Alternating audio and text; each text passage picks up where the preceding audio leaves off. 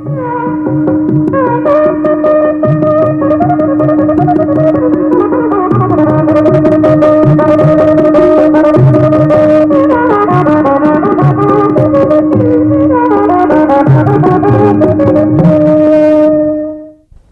भाषा शिक्षण में आप सबका हार्दिक स्वागत है। पूर्व पाठ में हम तृतीय विभक्ति के बारे में जानकारी प्राप्त कर रहे थे। इस पाठ में भी हम तृतीय विभक्ति के बारे में और जानकारी प्राप्त करेंगे। नमो नमः। संस्कृत भाषा शिक्षणे भवतां सर्वेषां स्वागतम्।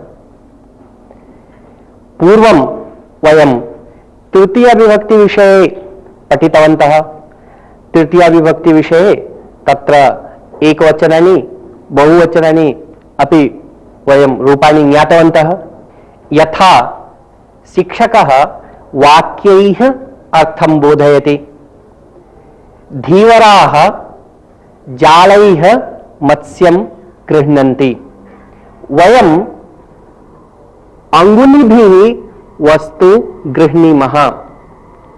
एतादृशानि वाक्यानि वयं वक्तुं शक्नुमः किम्? हाँ। आरम्भं कः करोति? हस्तमुपरि करोतु। भवती वदति वा? हाँ। सैनिकाः खड्गैः युद्धं कुर्वन्ति। समीचीनम्। अहं दन्तैः चर्वामि। उत्तमम्। धेनुः पादैः चलति। समीचीनम्। भक्तः पुष्पैः पूजयति। कर्मकरः मार्जनीभिः मार्जयति। अहं दण्डेन दर्शयामि। अत्र दण्डः साधनमस्ति। क्रियायाः साधनत्वेन यदा प्रयोगः भवति तदा तृतीया विभक्ति भवति। यथा अहं छुरिकया फलं कर्तयामि। फलकर्तनस्य साधनं छुरिका, अतः तत्रापि तृतीया। अहं लेखन्या लिखामि। अत्र लेखन क्रियायाः साधनम् अपि लेखनी, अतः तृतीया भवति। वयम् एवं साधन शब्दस्य तृतीय विभक्ति भवति इति ज्ञातवन्तः। अहं देहल्याः आगतवान्। अहं रेलयानेन देहल्याः आगतवान्। मन्त्रिणः विमानेन प्रयाणं कुर्वन्ति। रेलयानं, विमानम् इत्यादि अपि साधनं। तर्हि साधनवाचक शब्दस्य अपि तृतीया विभक्तिः भवति। इदानीं चित्रसहाय्येन वयम् एकम् अभ्यासं कुर्मः।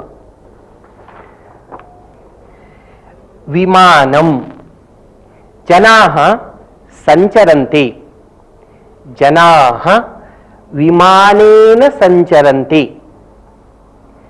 विमानानि। जनाः विमानैः सञ्चरन्ति। अहं प्रश्नं करोमि इदानीम्। अहं यदा विमानम् इति वदामि पुनः प्रश्नं करोमि, विमानानि वदामि पुनः प्रश्नं करोमि, तदा भवन्तः वाक्यानि वदन्ति। विमानं, जनाः केन सञ्चरणं कुर्वन्ति? विमानैः। जनाः कैः सञ्चरन्ति? लोकयानं, जनाः गच्छन्ति। जनाः केन गच्छन्ति? लोकयानानि, लोकयानैः। जनाः कैः गच्छन्ति? प्राचीनाः गच्छन्ति स्म। नौका, प्राचीनाः नौकया गच्छन्ति स्म। प्राचीनाः कया गच्छन्ति स्म?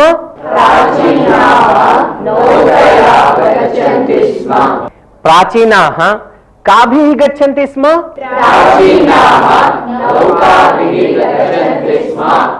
द्विचक्रिका। बालकाः अटन्ति बालकाः कया अटन्ति द्विचक्रिकाः बालकाः काभिः अटन्ति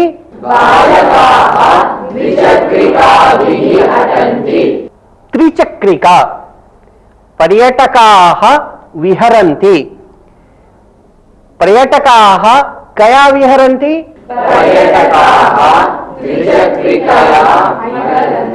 पर्यटकाः त्रिचक्रिकया अटन्ति पुनः वदन्तु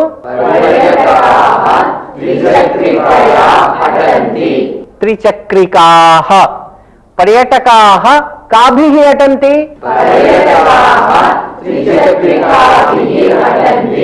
वयं जलम् उष्णं कुर्मः वयम् अग्निना जलम् उष्णं कुर्मः मणिः मणिना वयम् अलङ्करणं कुर्मः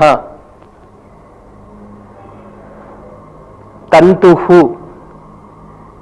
अहं तन्तुना बन्धनं करोमि अहं शब्दं लिखामि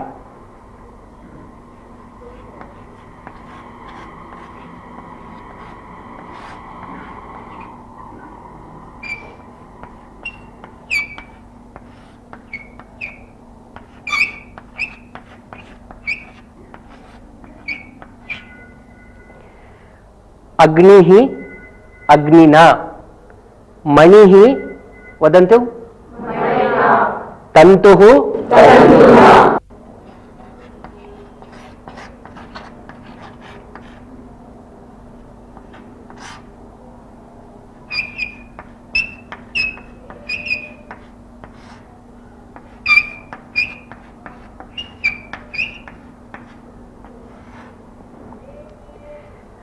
इकारांत पुल्लिंग शब्दे तृतीया विभक्ति रूपम एवं भवति एकवचने अग्निना बहुवचने अग्निभिः अहम एकवचन रूपम वदामि भवन्तः बहुवचन रूपाणि वदन्तु अग्निना अग्निभिः वदन्तु मणिना तन्तुना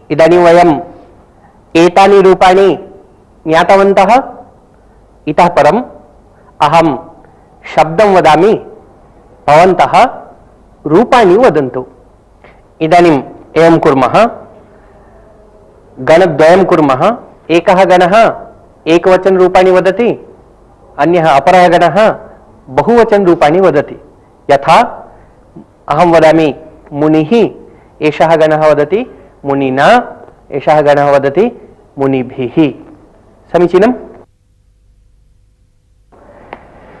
मुनिः मुनिना कपिः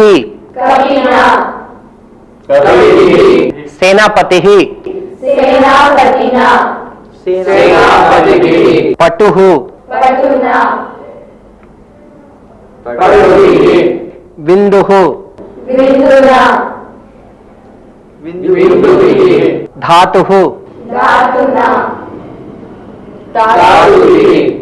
अब आप जान गए होंगे कि इकारांत पुल्लिंग शब्दों का तृतीय विभक्ति एक वचन रूप कविना हरिणा ऐसे होते हैं और उकारांत पुल्लिंग शब्दों का शंभुना साधुना ऐसे होते हैं सज्जनाः नीत्या व्यवहरन्ति माता प्रीत्या वार्तालापं करोति लेखकः कृत्या प्रसिद्धिं प्राप्नोति अहं शब्दं लिखामि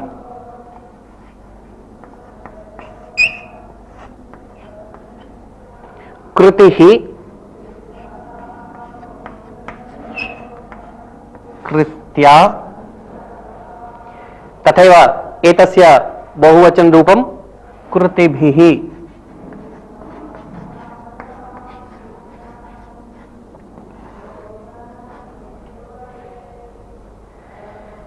कृतिः, कृत्या, कृतिभिः। इदानीम् अहं कतिचन शब्दान् वदामि, भवन्तः एकवचन रूपाणि बहुवचन रूपाणि च वदन्तु। नीतिः, नीत्या नीतिभिः स्मृतिः, स्मृत्या स्मृतिभिः जातिः, जात्या जातिभिः व्यक्तिः, व्यक्त्या व्यक्तिभिः मतिः। मत्या मतिभिः एवमेव ऋकारान्त शब्दानामपि रूपं भवति, यथा पिता, पित्रा, पितृभिः।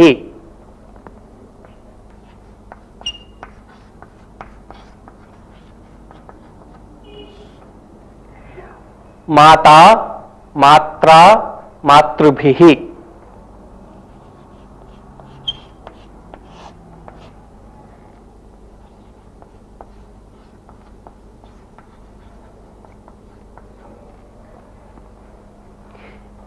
एवं भवति। इदानीं सर्वेषां शब्दानां वयं तृतीयविभक्तिरूपाणि ज्ञातवन्तः। सः प्रयोगे अपि तृतीयविभक्तिः भवति इति भवन्तः जानन्ति एव। अहम् इदानीं चित्रं प्रदर्शयामि, सः उपयुज्य वयं वाक्यानि वदामः। ऋषिः शिष्यैः सह ध्यानं करोति। ऋषिः कैः सह ध्यानं करोति? ऋषिः शिष्यैः सह ध्यानं करोति शिक्षकः छात्रैः सह चर्चां करोति। शिक्षकः कैः सह चर्चां करोति? शिक्षकः छात्रैः सह चर्चां करोति अहं वक्त्रा सह सम्भाषणं करोमि। अहं वक्तृभिः सह सम्भाषणं करोमि। नायिका अभिनेत्रा सह सम्भाषणं करोति। नायिका अभिनेत्रीभिः सह अपि सम्भाषणं करोति। इदानीं सूच्यशब्दानां साहाय्येन वयम् एकम् अभ्यासं कुर्मः।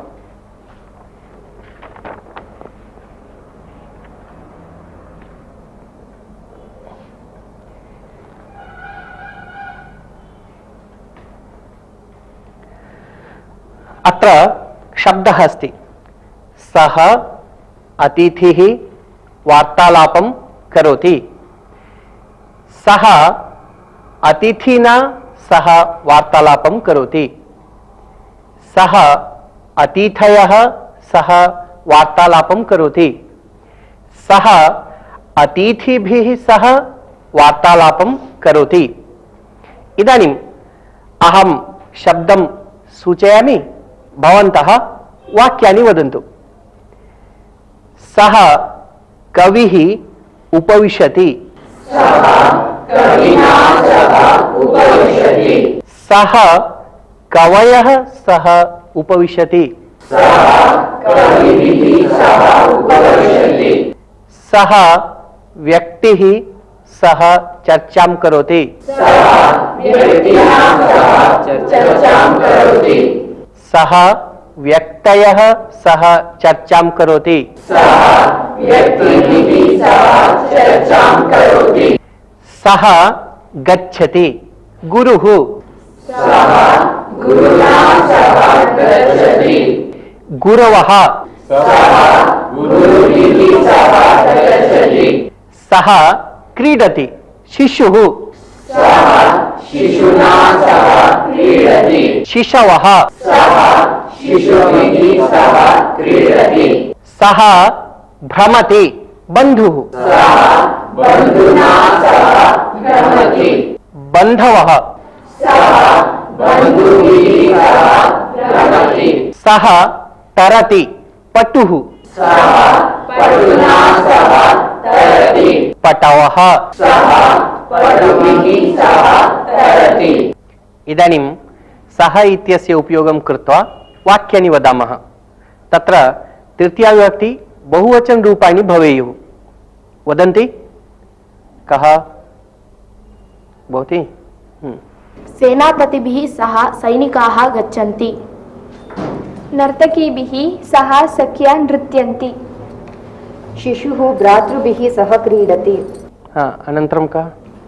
अहं सोदरैः सह चर्चां करोमि। राधा सखीभिः सह गच्छति। बालकः शिक्षकैः सह चर्चां करोति। पुनः एकवारं। बालकः शिक्षकैः सह चर्चां करोति। अहं कार्यकर्तृभिः सह कार्यं करोमि। रामः राक्षसैः सह युद्धं करोति। गृहस्थः अतिथिभिः सह भोजनं करोति। राजा कविः सह कालं यापयति। राजा कविभिः सह कालं यापयति। राजा कविभिः सह कालं यापयति। अहं सर्वैः सह तिष्ठामि। शिष्यः गुरुभिः सह पठति।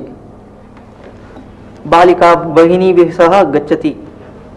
अहं मित्रैः सह क्रीडामि। सह इस अव्यय का प्रयोग करने से पहले तृतीया विभक्ति का प्रयोग होता है, जैसे माता पुत्रैः सह उपविशति। ऋषिः शिष्यैः सह ध्यानं करोति। इदानीं वयमेकं सुभाषितं शृणुमः।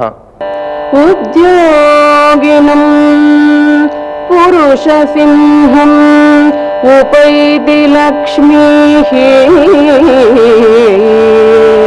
उद्योगिनं पुरुषसिंहम् उपैति लक्ष्मीः। दैवेन देयमिति का पुरुषाः वदन्ति। दैवेन देयमिति का पुरुषाः वदन्ति।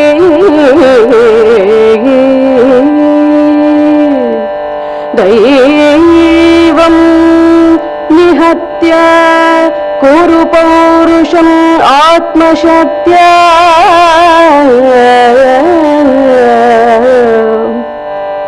दैवं निहत्य कुरु पौरुषम् आत्मशक्त्या।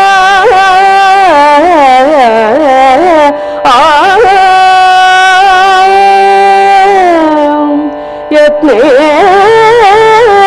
कृते यदि न सिद्ध्यति कोऽत्र दोषः। यत्ने कृते यदि न सिद्ध्यति कोऽत्र दोषः। उद्योगिनं पुरुषसिंहम् उपैति लक्ष्मीः। दैवेन देयमिति का पुरुषः वदन्ति।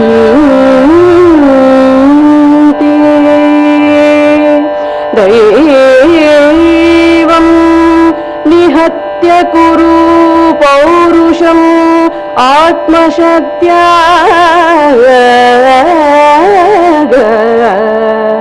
यत्ने कृते यदि न सिद्ध्यति कोऽत्र दोषः।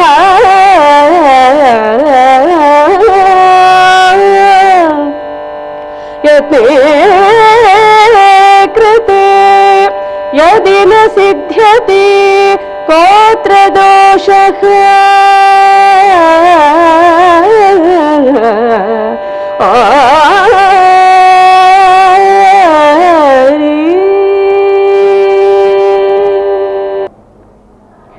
एतस्य सुभाषितस्य अर्थः एवमस्ति यत् यः जनः परिश्रमं करोति सः एव धनधान्यं सम्पदः च प्राप्नोति।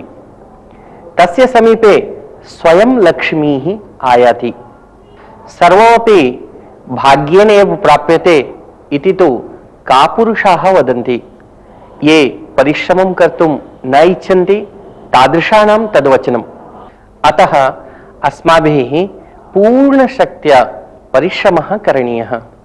यदि परिश्रमे कृते अपि कार्यं न सिद्ध्यति तत्र कः दोषः इति सुभाषितकारस्य वचनम्।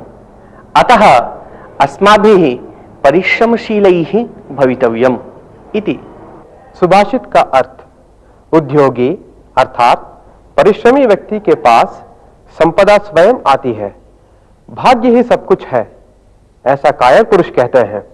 भाग्य को छोड़ आत्मशक्ति के द्वारा परिश्रम करो। यदि यत्न करने पर भी कार्य सिद्ध ना हो तो इसमें क्या दोष है?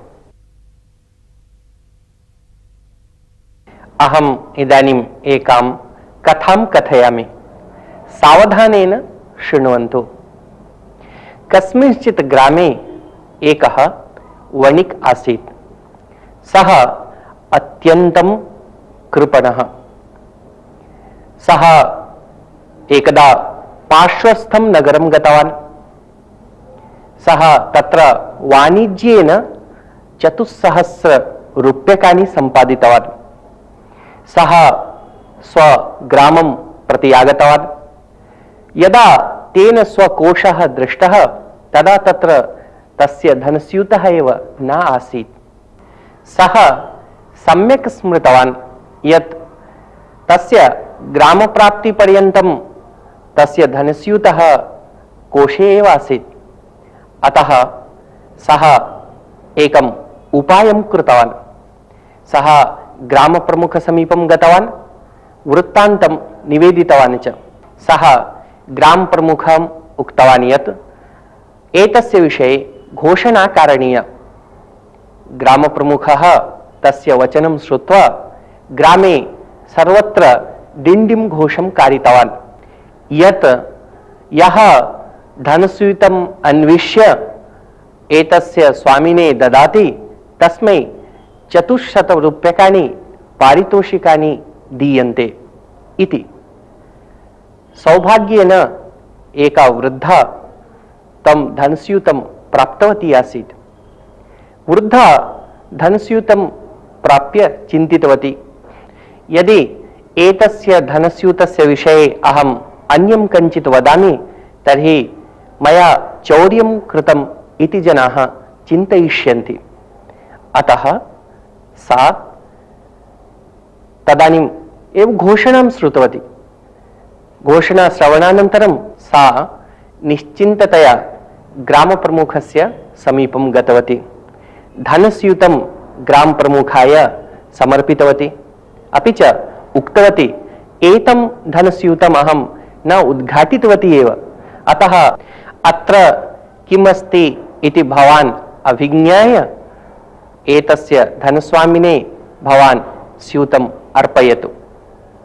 ग्रामप्रमुखः सेवकम् आदिष्टवान् तम् आह्वयतु इति।